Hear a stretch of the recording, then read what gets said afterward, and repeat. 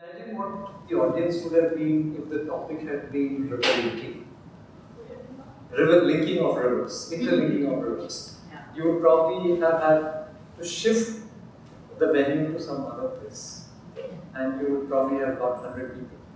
But I think I'd like to begin on that note, because that's really the essence on how the general public in India looks at water. Something which is invisible is ignored. And I think I'd like to start on that note.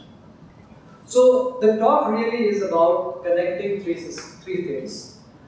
Aquifers, as in the resource of groundwater, livelihoods, which many of us are aware of, but also connecting groundwater to ecosystems, which is perhaps a connection that is not easily perceived in India. So it's essentially around reference to India's groundwater, which in itself is a very peculiar, unique story. When I say, groundwater is really about how you interpret a hidden resource. And I have 4 names for you, 5 names.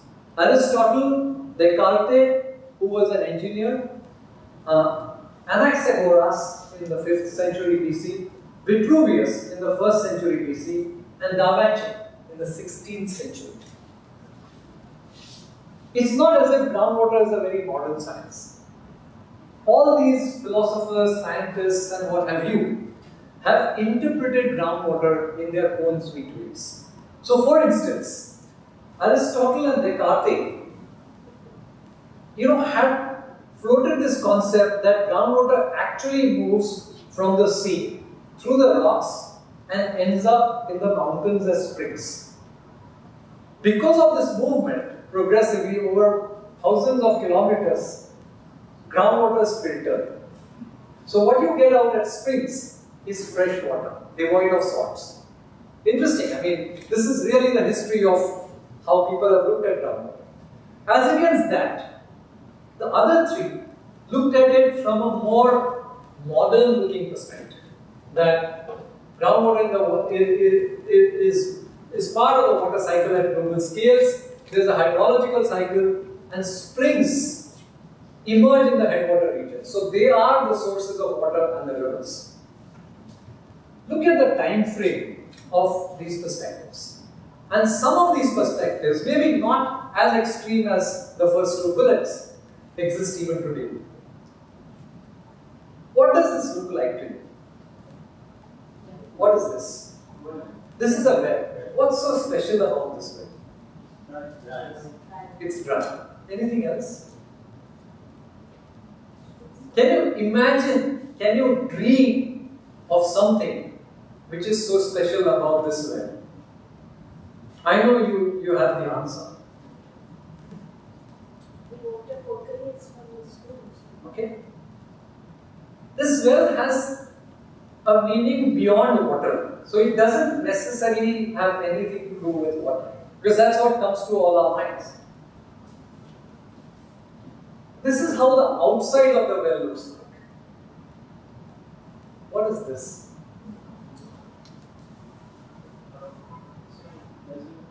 So this is like out of an Indiana Jones movie.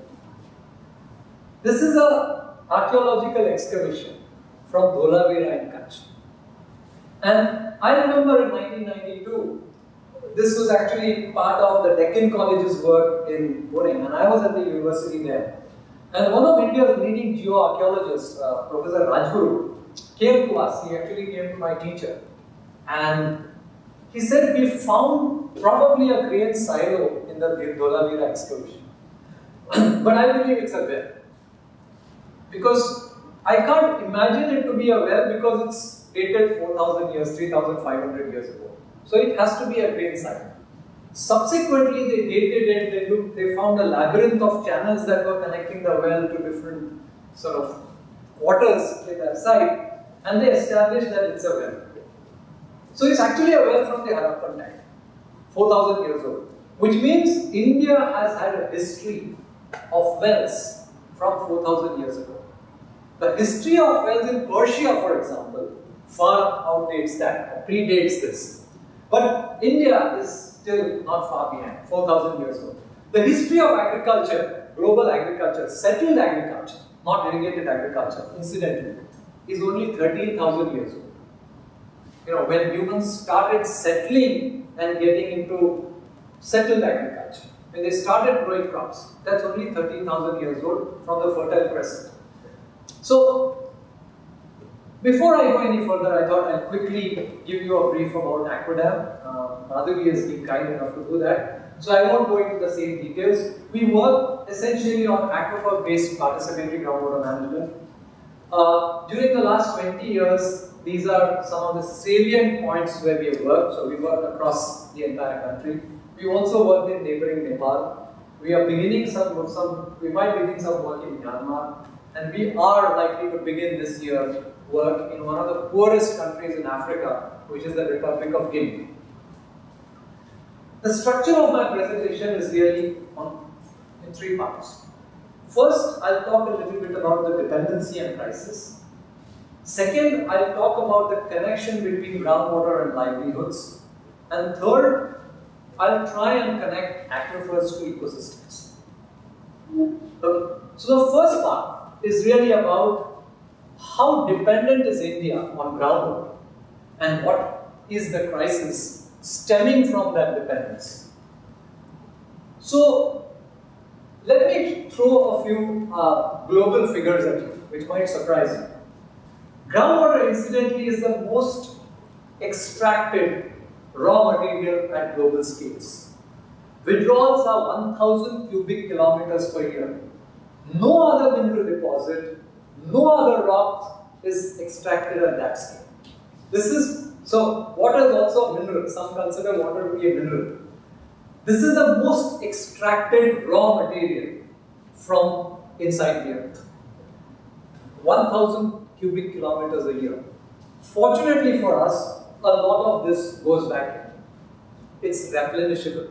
Unlike mineral resources, which may, as a geologist, I can tell you that mineral resources can also be replenished. Only the time scale of replenishment is millions and billions of years.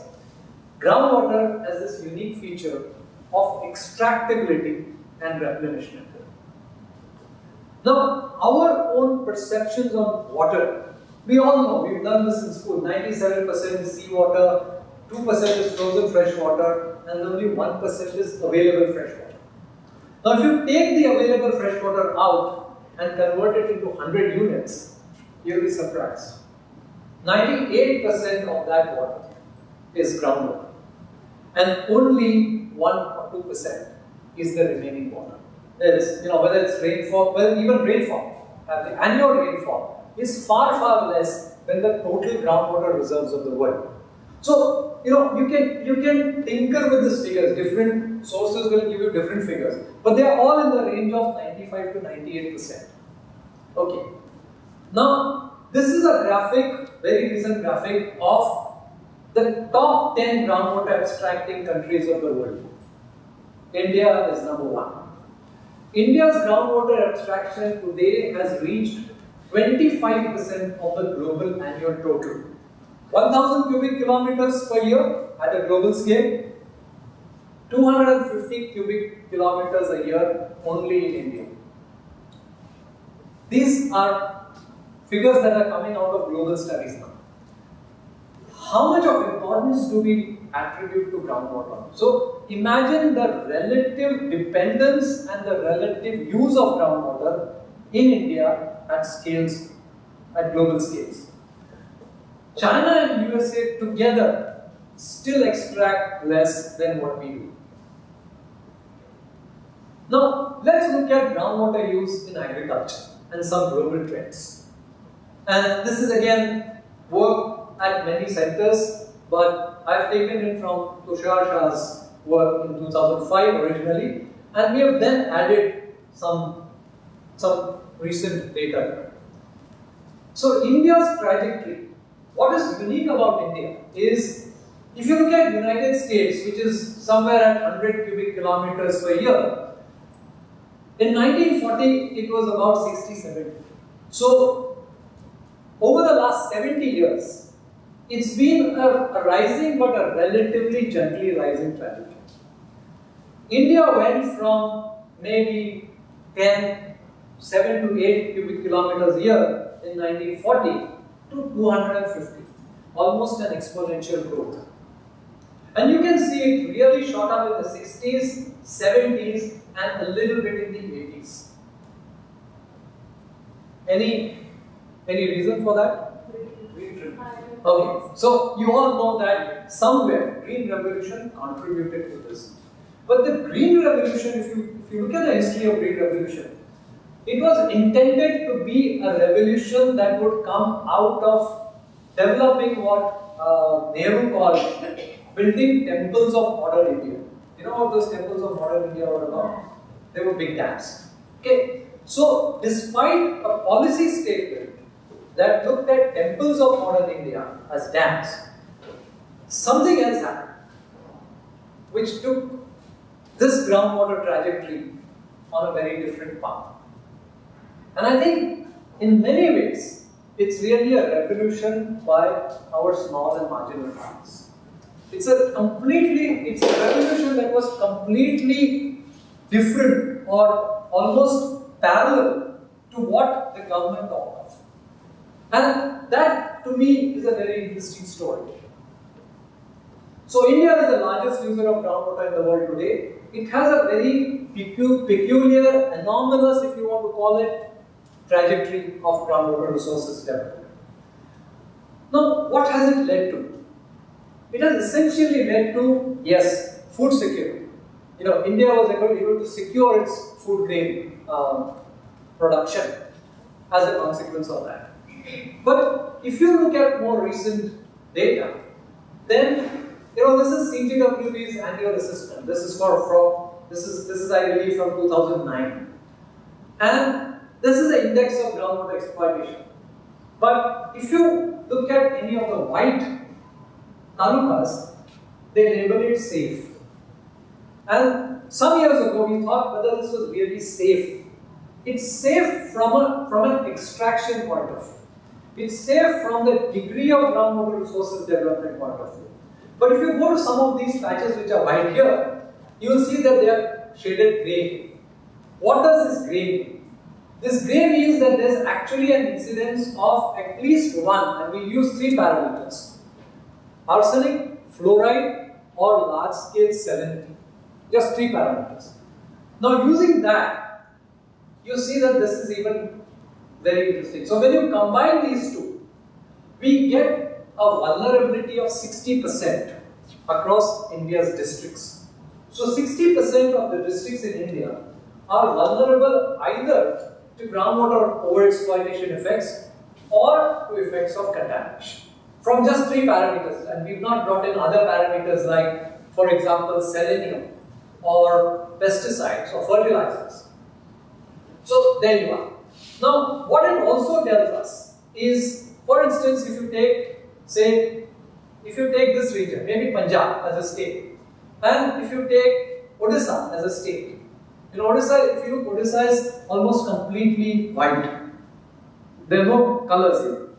And Punjab is red or even dark red.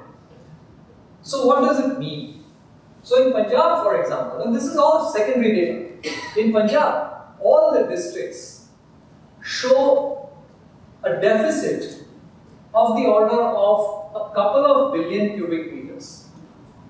So if you want to bring them back, if you stop pumping in Punjab, and if you want to bring back those districts to some kind of a normalcy, it will take you anywhere between 10 to 30 years. Even when you stop extraction and let nature follow its own course, it will take you 10 to 30 years to reverse the trend to what you see in Odisha. Now, interestingly, what is also being touted now is that can we take the next green revolution to Eastern India? Because Eastern India is all white. So I'm going to talk a little bit about that in a while. Now, if I pick a village from Punjab at random, like I'm picking a village from let's say Muktsar district, Muktsar, which is blue here, that's the only district which shows up as blue. And if I take a village from Bolangi or maybe Kalahandi, yeah, Kalahandi, not Bolangi, from Kalahandi, what's the difference I see on the ground? So the difference I see on the ground is this village called Mutiawali in Punjab, in the Muktsar district of Punjab, which is waterlogged, completely waterlogged. And if you notice, all these fields have turned black. These are white. So this you tell me maybe it's sand or maybe it's salt in the fields. Incidentally, the black is also salt. The black is called black salinity. It's salinity that emerges out of carbonate salts. So you actually have carbonate salts in the fields. When this happens, you don't even see a blade of grass. So you have water everywhere, and you don't have a single blade of grass on the field. So this is one of the consequences of large-scale groundwater extraction.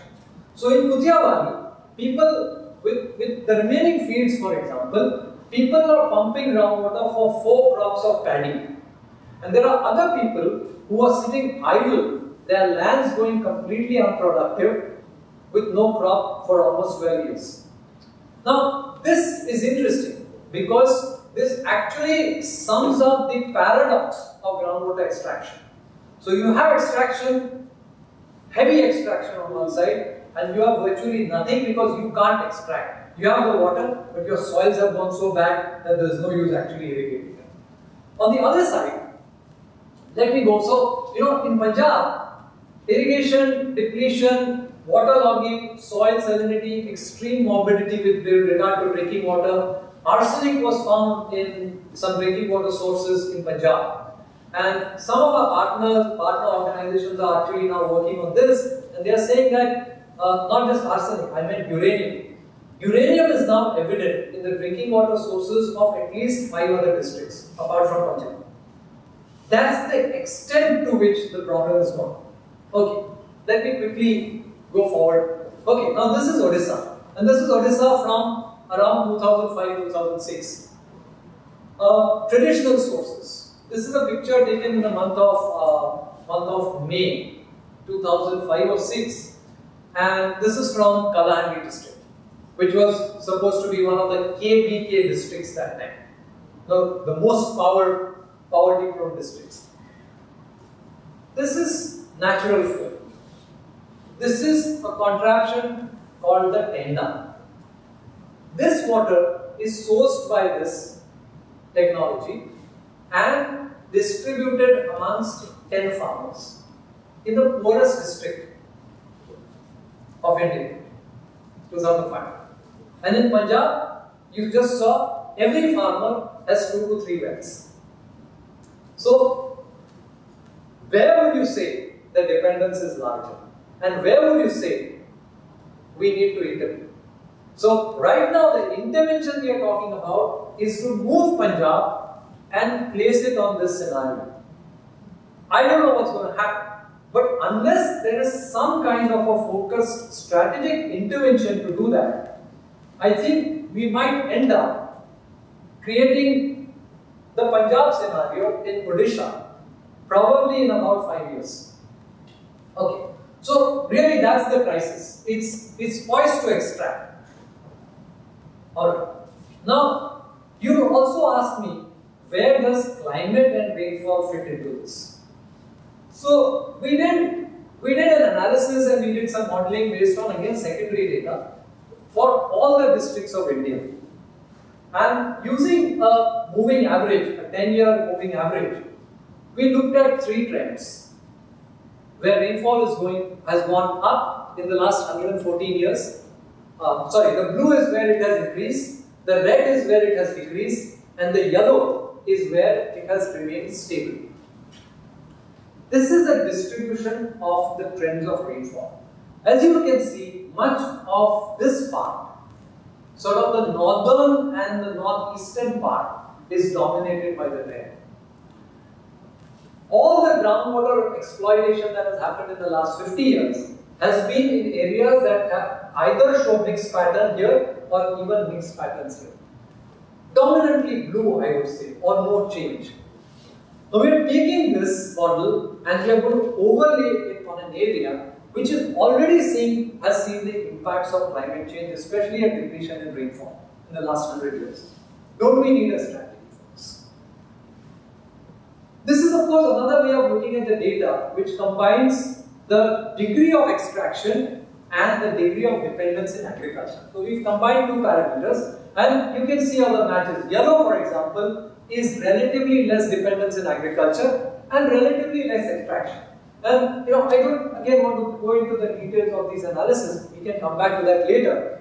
But when we look at different data sets together, so it's not just about climate. So this data is really about the rainfall, which is the natural aspect of water.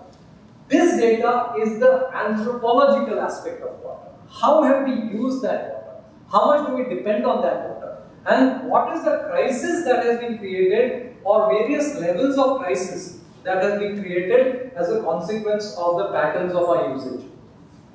So when you compare this, you think, okay, we need some very different strategies for different areas when we look at our groundwater. Okay, now just let me throw a few more sort of tangible figures at you. Rural drinking water in India, 80 to 95% dependence. Agriculture, 70% as of today. Urban, nearly 50% of water supply in India's towns and cities is groundwater. Industry, unfortunately, I was just telling somebody yesterday, there are no figures anywhere, neither in the Industrial Development Ministry nor in the Drinking Water Supply Ministry. The Central Groundwater Board does a very interesting thing. They club domestic water with industrial water, and that figure is given as 1. So rural and urban domestic water and industrial water are clubbed as 1 because there are no separate figures for how much the industry uses. And I'm not saying this with any negativity, I'm just saying that just because groundwater is out of sight, out of mind, we have very poor data sets on groundwater. You know what this is?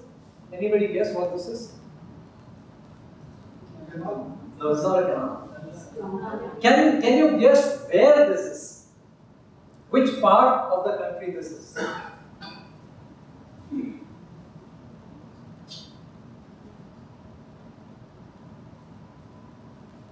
This is a well constructed for tigers in the Nagzira Tiger Sanctuary. Now please tell me whether forests should be supporting groundwater or should groundwater be supporting forests and wildlife? Because in the course of a natural, normal dialogue, we will say plant forests and your groundwater will be safe. This is pristine forest. This is core tiger area. I could go visit this area only because I knew somebody there. Washile se main gaya and I stumbled upon this well. This is like a ramp. So, as the water table falls in summer, the ramp goes to the summer water level. So that, because all the watering holes in the core of the Nagzira sanctuary have run dry. We have actually recently begun some work in Melghat with the forest department. And even in Melghat, this is the same story. That's dependence. Now, I'll come a little bit to the technology, which is the next one. So, technology development. This is classical, this is ubiquitous. What is this? This is a drilling rig. This is a picture of a drilling rig in Leh and Kargil in Ladakh. This is a picture of a drilling rig in Maharashtra. This is a picture of a drilling rig in Madhya Pradesh. And I can show you at least 10 other pictures. I'm going to just stop there. These are representative pictures. Now, nothing against technology. You know what this technology came to India for in the 1970s? This particular machine came to India with a very specific purpose. Any clues? 72 was a big drought, especially in large parts of central and peninsular South India.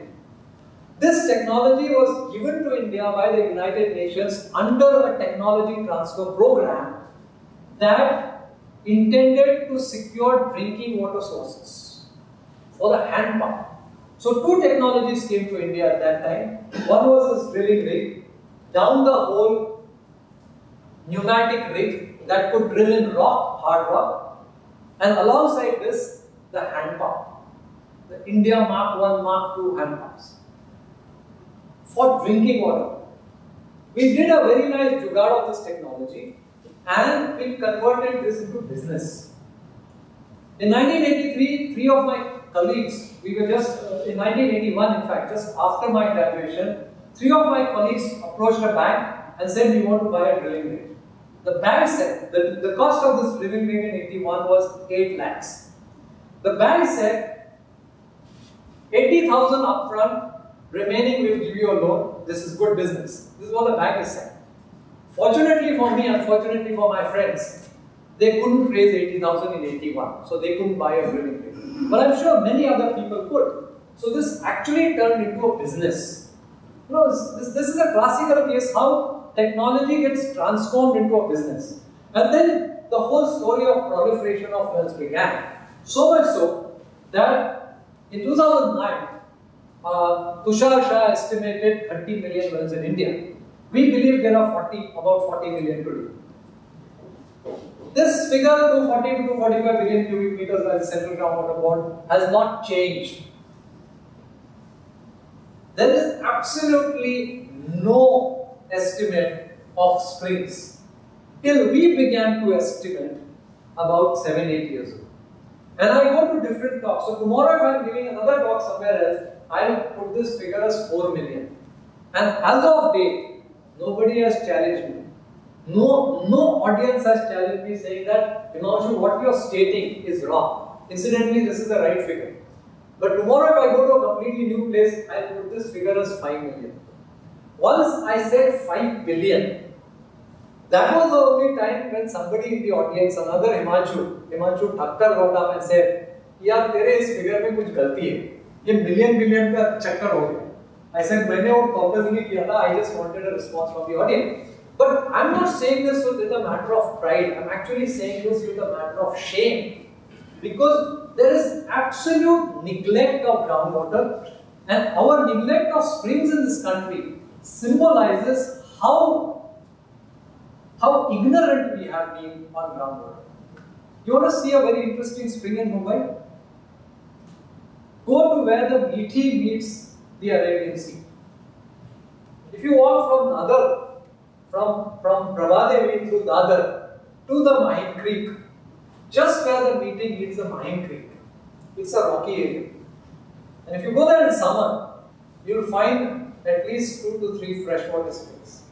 I don't know what's happened to them today. As a child, I know, I used to go there. The last I saw of those springs was sometime in sort of the 90s. I don't know what's happened to them. But was anyone aware of those springs? Absolutely not. So, this is the kind of neglect that we have with groundwater. Okay, now let me rush to the next few slides. I'm going to show you a little bit of data. This is trends in groundwater demand in Maharashtra, 1970 to 2010. This is number of irrigation wells. Again, you can see that 1980s it suddenly shot up. Any reason anyone from Maharashtra who can tell me what happened in the 1985s so that suddenly it shot up? Sugarcane? Sorry? Is it sugarcane? Yes, but sugarcane was the effect. There was a driver. Exactly. So it was massive rural electrification in large parts of Maharashtra 1985. And you can see how the number of irrigation wells rose up. Average daily abstraction per irrigation well went up. But interestingly, so at one point in time I had data till 1990. And in the 1990s I was saying this is actually going to shoot up again. Something interesting happened. The per capita daily abstraction per irrigation well actually went up. What does this tell you? Too many wells competing for a limited resource. And I think that itself symbolizes a crisis of a very different kind. So when I talk about access, effectively farmers have created more access for themselves. So more farmers have wells now, more users have wells now, but their per well availability has gone down, which means the focus is on sources, access, and maybe distribution. There is very little focus on the resource per se. Where is the groundwater coming from? This is urban demand, and I don't have too many on urban, I just have 2 slides. So urban demand also for Pune city, we have official figures. These are all official figures. Pune gets its water supply from Kadapasa Lake. And in the 1990s, the water supply in liters per capita per day from the official formal water supply started going down. Does that mean people started using less water? The answer is no. Because this is where groundwater in a city like Pune, which even today people consider completely surface water dependent, rose. And we are no longer a 100% surface water dependent city. We depend a lot on groundwater, and so does Mumbai. But it doesn't figure in the public data system, in the official water supply data system. This is what I call the urban groundwater pie, and this could be a story of many cities and towns in India. So as township grows and morph into cities, there are rural, sort of peri-urban rural areas where there is irrigation and agriculture. As the city grows, does the groundwater use come down? Anybody's guess. It doesn't. And as the city further grows, we go on building, we go on importing water from longer distances, but we seldom realize how much of groundwater is contributing to the growth of the city, to augmenting, supplementing water supplies. Now, one of the things we forget in this growth is where is the recharge coming from. So, where is the recharge for the spring at the confluence of the Mithi and the Arabian Sea? Where does the recharge to that spring come from? Have you ever wondered where it comes from, even in a city like Mumbai? The answer is no, because it's completely out of mind. So, what we forget is that even urban areas have what are called natural recharge areas. Natural recharge areas. These get built upon simply because we do not acknowledge groundwater as the city grows. Okay. So, what does water level decline mean? And we are actually witnessing water level decline as a consequence of this growing dependence. What does water level decline mean? Is it about rainfall? So, water level decline, for example, in one village which we tried, which I studied for about 15 years, looked at how farmers were pulling water from a Persian wheel, using a Persian wheel, how they went to diesel centrifugal pumps, then to electric centrifugal pumps, and now more recently to electrical submersible. What this did was, parallel to that, number of wells increased. So everyone has access now. They also have access to technology. They have more sources, everyone has a source. The average daily pumping time reduced. So you can say that with the advent of new technology, you are now able to pump out the same amount of water in a shorter period of time. So you have become efficient. But has it led to positive consequences? Has it led to better equity? Has it led to better sustainability? That's of course a $1 million question. And in terms of sustainability, for example, when you equate it to availability of water, what you get, anyway, don't bother to read the entire thing. Just look at this. This is the locally available groundwater. And this is the potential of the technology and the sources to pull it out. So you have built a technology, you have a number of sources that are capable of pulling out 5.8 million cubic meters of water in one particular village. That's maybe also the demand of the village. What is available locally in that village? 150,000. How many times is the demand as compared to what is available? And that is really the question that we are posed with. How do we address this question? Because getting there is really about science. Getting there is about technology, is about articulation of access, is about efficiency. But unless both these things talk to each other, unless the science talks to the technology, we can't make this a sustainable issue. The other thing is, you'll ask me, okay, we might want to create this demand, water equal to this demand in that village, which is impossible. Because there's a carrying capacity of that. There's a carrying capacity of the aquifers in that village. And that needs to be considered. Okay. Now, groundwater depletion is not just about this. It's also about how some of our culture and heritage has gone to seed. This is a Nimrana well in Alwar in Rajasthan. And the well is there. The well that I showed you is completely dry. This whole structure is dry. So, somewhere, the problem of groundwater also has to do with heritage and culture. So, there is loss of heritage, loss of culture, but also water quality and human health. This is, of course, a fluorosis affected family in Yavatmal district. So, fluorosis, arsenicosis, and high salinity consumption related ailments evident across some 25% districts of the country. And this is only these three problems. There are others which we've not really considered. So, again, I don't really want, that first part, I don't want to end sounding out a doomsday scenario. But unless you project a doomsday scenario, I don't believe people are going to wake up. So maybe the doomsday scenario is kind of stretching your imagination a bit.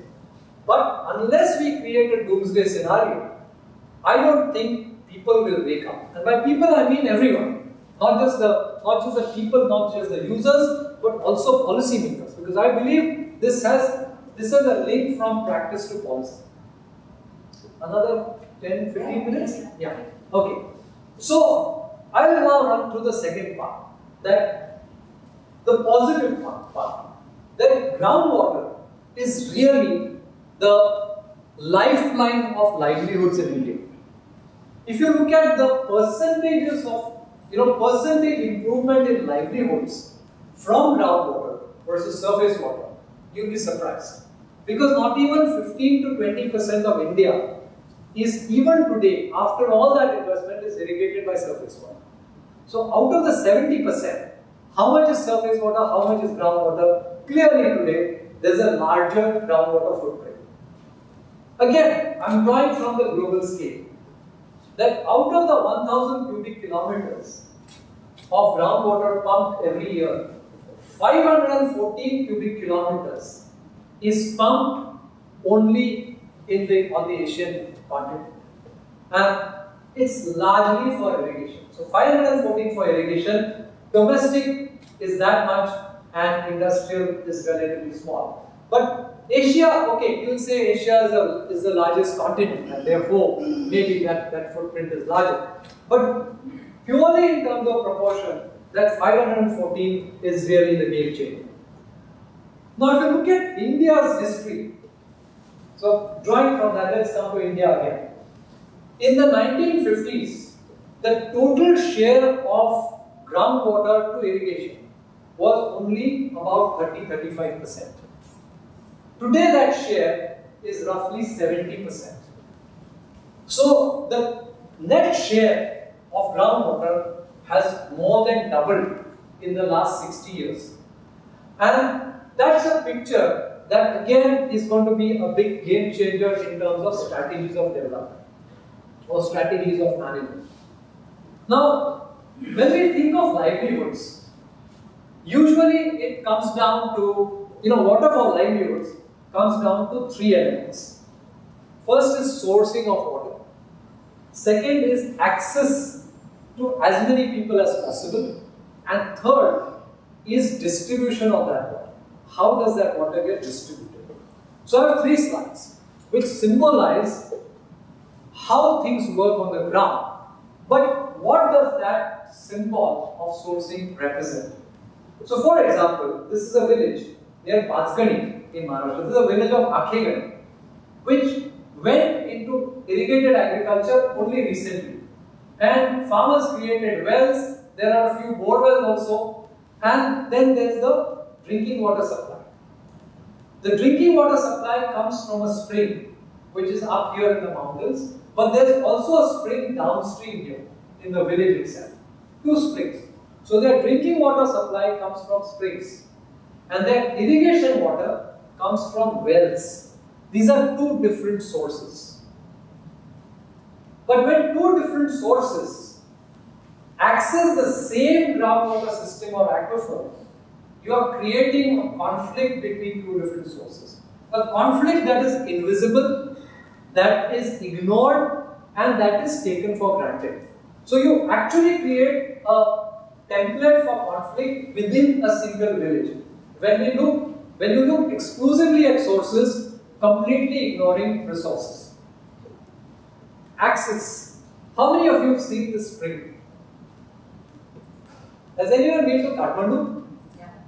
Okay. This is a famous UNESCO heritage site of Patan Darbar, the Patan Darbar Square. And even now, if you go to the Patan Darbar Square, in the daytime, you see this square. You see this picture. This is access. This is traditional access. So these are the Durgadaras, essentially distribution systems that have access to spring some 10 kilometers away. What do you see in this picture? So when people access a common source like this today, it's usually the poor and the marginalized. Because people with better endowment, better connections, will try and get access in their houses. So all the common sources of access are progressively being eroded. So in creating that access, in creating access which is more and more individualistic, we have forgotten the common nature of water, and therefore usually people who tend to access this are the ones who are marginalized. And here I don't mean poor in terms of poverty alone. I'm using the word poor in a very different context. So you might actually, I was talking to some of these women and they said, we live in Patan Darbar itself. Our neighbor has a well. We constructed a well which did not strike water. Our neighbor has a well whose well got water. But because we don't have access to our well, scarcity of water, and our neighbor does not share his or her well with us, we have to come to this traditional common source. So that also is a very different kind of poverty. So it's also about poverty of access. And how do we define it? You know what this is? Does this cut a pretty picture? Do you like it? Even from an aesthetic point of view? No. This is the public distribution system. You could find it anywhere. I found it in Shimla, I found it in Shillong, I found it in Almora, I found it in Nainital. This is a picture of the public water supply system of Mokokchung town in Nagaland. There's a spring here. This is how we look at distribution. So distribution is usually about connecting to a source and supplying to an increasing demand. As the demand downstream increases, we take a pipe from the house and we stick it into the source, which is a spring.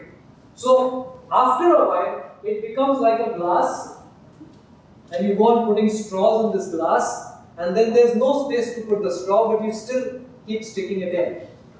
Now the moral of the story is none of these, whether it's source, whether it's access, or whether it's distribution, takes into consideration the resource person. Where does the water in the spring itself come from? Does the public system think about that? They've started thinking about it now. Darjeeling, for example, gets water from 26 springs, which feed into a lake, which is then supplied to us. Very recently, they told us that, okay, now we are understanding the importance of springs. We must look at what's happening in the catchment. But we must also look at what the aquifers feeding these springs are. And this is a very recent development, and I think it needs to be considered. So when we look at livelihoods, we've looked at sources, access, and distribution. But I think what we need to complete that picture with is to look at the resource that feeds these sources on which access and distribution is based. That resource in the case of groundwater is called an aquifer. Again, I won't go into the technicalities of aquifers. We run a 15-day program on aquifers and aquifer management in Pune. But aquifer is the resource. It's underground. It's really rock and rock material. It has to do more with geology than anything else. And if you can understand aquifers, then you can create a more sustainable and equitable system for your water and livelihoods effort. I'll take you through the next few slides in terms of how it needs to be addressed. So, this is a quantity of water, this is tank. We do a lot of work on springs. 60% of the mountain habitations in India depend on spring water for everything. For their drinking water sources, for their livelihoods, for all their needs. Many of these springs are going dry, which means many of the springs that were doing that are now doing that. Why do you think springs are drying up? Sorry? The aquifer isn't getting recharged. Yeah, but why isn't the aquifer getting recharged? Okay, so one, the first immediate response would have been climate. Maybe rainfall is the culprit, as we saw that, in that area, in the northern region of India, there is depletion. So, if you want to revive, if you want to bring it back to normal, so for instance, if you want to reverse this process and take it back to this line, what would you do? You would look at a recharge program of reviving those springs. But is that enough? Because what you would also need to do in the mountains is how do you change the ever-increasing demand? Which means you revive this, but you also need to control or regulate your demand. So if your demand line is going up like this, and if it hits this supply line, you run into an unsustainable proposition. Therefore, so for example, like I've shown here, you need to also control the demand, and you need to sort of bring it to a more stabilized form. Easier said than done. But conceptually at least, that's what is meant by sustainability of systems. Now, on a more practical front, how do you do it? So for instance, you have two villages. One village gets water supply through its springs. The other village has drilled a borehole for its water supply. For all practical purposes, these two villages are different. These two sources are different. The springs start going dry. What do? You go in with a watershed approach and you say that we look at the catchment of the springs, this is the hydrological unit, we'll create some structures there, we'll recharge these springs. What's missing in this? One, okay, I'll just come to that later. But even from an efficient supply and understanding availability, what's missing is the aquifer. Now, if you have an aquifer which is shaped this way, if you have a layer of rock that holds the underground water, this is impermeable, then your approach is different. For one of the reasons why the springs could be drying up is that people have started pulling more and more water in this village. So, here the causative factor is not the rain or climate, it's completely anthropogenic. Now, if you have to resolve this problem, you not only have to work in this area, you will have to work on the other side of the mountain and create recharge strategies at appropriate locations. So effectively, you end up working in two watersheds. Your strategies of recharge, your strategies of interventions are different. Second, you also need these people to talk to each other. You need to get village 1 and village 2 to sit together because they are using a common resource. They may be using it through different sources. And unless they understand this, you can't address the entire question of sustainability without getting these two people. So, in order to look at a complete redressal of the problem, you need three things. First, you need scientific understanding to really look at what the aquifer is, what's the amount of water it holds, at what rate it gives water to the springs, what is the relation between the borewell and the aquifer. That's the science bit. Second, you need engineering, technology, the whole civil works to look at the recharge interventions. What do you do here? If there is a forest here, do you plant more forest? Do you cut trees? Do you plant trees? What trees do you plant? What kind of measures do you want to take for recharge? All of that. So that's the engineering dimension. And you need a very strong socio-economic interventions for these people to sit together. You need social skills. So groundwater is not just about one or two things. It's about multiple disciplines and how these different disciplines work together in a systematic, systemic function. And that's where we have tried to intervene in all our efforts. We don't do the science alone. Science from a common pool resource aspect. Aquifers, not so much from a scientific angle, but from an angle of common pool resources, wherein you can tie the other disciplines to a common goal. And therefore, the story goes on and on in different parts of India. I'm going to end with two or three slides quickly. So, let's say we are looking at a depleting aquifer. An aquifer that has depleted, like I talked of the doomsday scenario.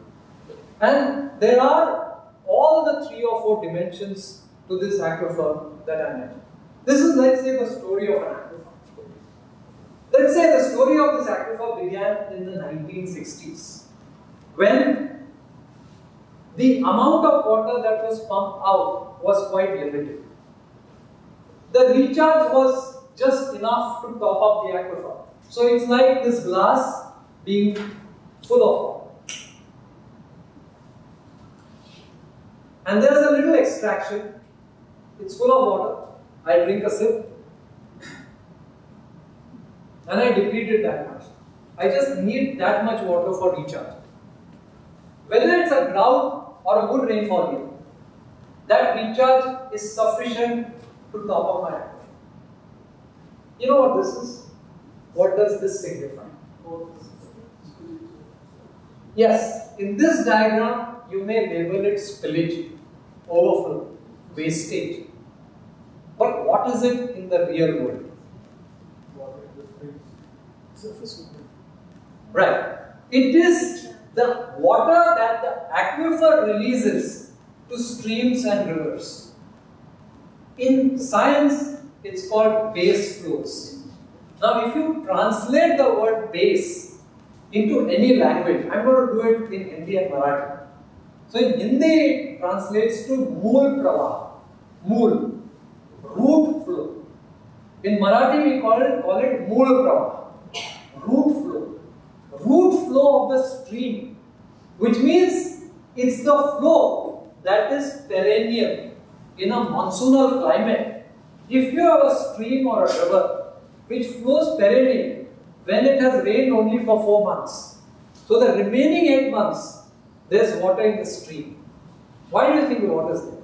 The water is there because the aquifer has sufficient water to feed the river and the spring. It's like a sustained release medicine that you take. Now when you take the medicine, it remains in your stomach and it has an effect over 2 days. The capsule releases that medicine very slowly. This is sustained release of the aquifer to the stream and the river. This is base flow. I'll come to that later.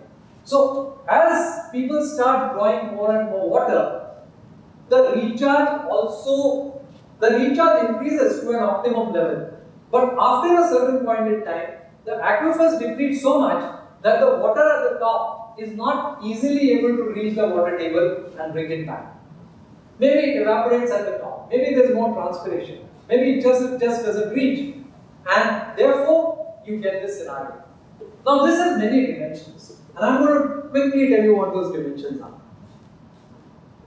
This is how the abstraction goes up and then how it comes down. So effectively, the amount of water that you are pumping here and the amount of recharge that you have in A is similar to what you have in H. What's the difference? There's water in the aquifer in A, there's virtually no water in the aquifer in H. That's the reason why you need the science, you need what's there in the aquifer, you need to understand that. Second dimension is the agrarian economy.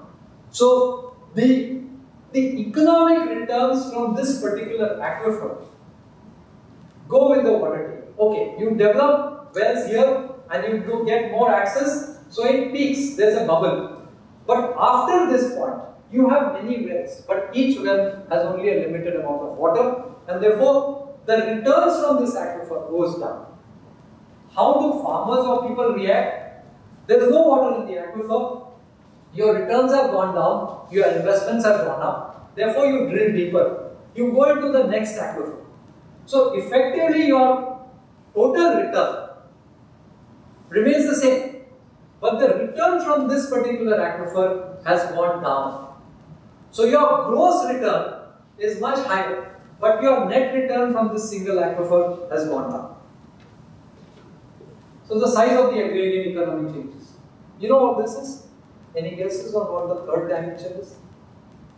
What is going on here? This is also to do with economics, although it doesn't strike us much. So, what's the amount of energy required to extract this water? Remember my picture of the Tendla. They are taking water from here. They are not taking water from the aquifer directly. They are taking the spillover water and distributing it to many. What's the energy footprint of that picture? Almost zero. What is the energy footprint in this scenario? So if this aquifer has some water there, the energy footprint is high because you need to put a submersible in that well to get that water out. So the energy footprint is phenomenally high. So the energy input required, even the total energy input required, is much higher. The drinking water security, especially in rural India, under this changing scenario, drops. And finally, base flows or contribution to rivers goes down. So, this diagram, I don't know if there is one more. Okay, this is the base flows. Sorry, there is another dimension which I forgot to put on the graph, which is the water quality. The water quality also goes down as the aquifer desaturates. So, you actually have a trade-off. Where is the trade-off? The trade-off is in terms of when you create an economic return vis-a-vis livelihoods from an aquifer, it impacts on the ecosystem services of the aquifer. And unless and until you understand that trade-off, you cannot ensure water security from the aquifer. Let's say drinking water security. So for me, drinking water security is a social parameter. Agriculture is the economic parameter, and base flow is the ecological parameter. If you look at the resource, which is the aquifer, there is a certain amount of carrying capacity for each of these services that the aquifer provides. But they are interlinked and they have trade-offs. If I didn't have these tubes to show you, you couldn't imagine how you want to do that. How do you do that? You do that by ensuring, let's say that drinking water security gets a priority. How are you going to ensure drinking water security? Your drinking water was relatively secure till this point in time. So I'm not saying that stop pumping all the water from the aquifer. You need to know how much you can pump so that you can ensure drinking water security in the village. In a village in summer, for example. Okay. So, two more dimensions, and I'll stop. Now, here again, recharge. This is one aquifer over 20 years. Now look at it as A and B are aquifers somewhere in Vidarbha or Konkan. C, D, E are aquifers in Western Maharashtra. And F F, G and H are aquifers in Marathwada. Okay, they're same type of geology, same types of aquifers, but the situations are different. Now, what you need is this blue line is the natural recharge, the light blue line. The black line or the dark blue line is abstraction. And I have plotted a black arrow here. You know what that black arrow is? That black arrow is the amount of water that you need to be that needs to be recharged into the aquifer so that you can bring it to some semblance of sustainability. So it's the water that you need to recharge into your aquifer. Whether you have that water will depend on the rain. So this is called potential recharge. And your strategies of recharge in A and B and your strategies of recharge in F, G and H will be different. So your strategies in Vidarbha, your strategies in Western Maharashtra and your strategies in Marathwada will have to be different. Even with the single dimension of recharge. I'm not even talking of demand management, I'm talking of only augmenting the resource. And I think I'll end on that note that strategies of groundwater management depend upon the situation and hydrogeology, where you need to intervene here in some way, different way here, different way here. So, okay, I'll end with this slide, which is a sort of slide which I have animated. So, aquifers are a powerful resource.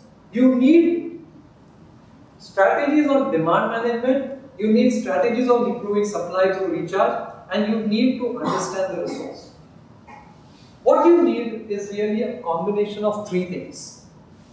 First is you need to understand the science. Here, for example, what is this science? What's underground? How do you quantify that water which is underground? How do you quantify the invisible, almost unseen resource?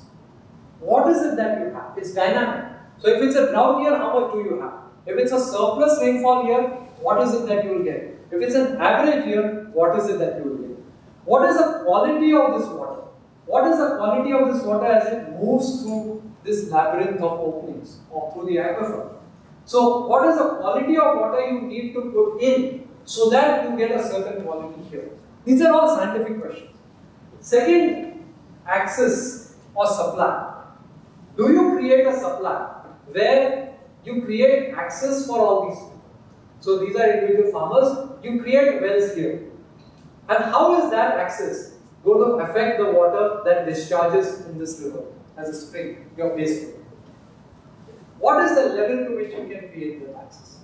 Does it make sense to actually not put any wells here at all, but to have a common source there and pump all that water through a centralized sourcing and decentralized distribution? There are various permutations and combinations I can talk about, but that will take me another 1 hour. But I'm just bringing it to one point. So you need the science, you need the technology, engineering strategies, you need social skills, so you need participation. Unless these landowners come together and decide on a common strategy, which is based on this science, you can't change this science. You can't change the structure of the aquifer. You can't do that. That's nature. But you can change the mindsets of people. That's much easier, although it may seem challenging to us. What is possible, what is more possible, is this. So you need participation cooperation. And third, you need a system of governance, which today is completely missing in our system. By system of governance, I don't mean banning and licensing the users. What I mean is, let me leave you with that parting shot. My idea of regulation or legislation is this. Let's say if these 100 farmers come together and say we will cooperate and we will keep our resource intact. What is the guarantee that others around in the region will not resort to individualistic heavy duty pumping? This is called free riding in social science jargon. So what is the guarantee that this free riding will not take place so that benefits of conservation protection by a group, a small group, does not go waste, is not eroded? No regulation today is framed in this context. We tried doing, the recent model bill, the draft model bill sitting in the Ministry of Water Resources, tried doing that.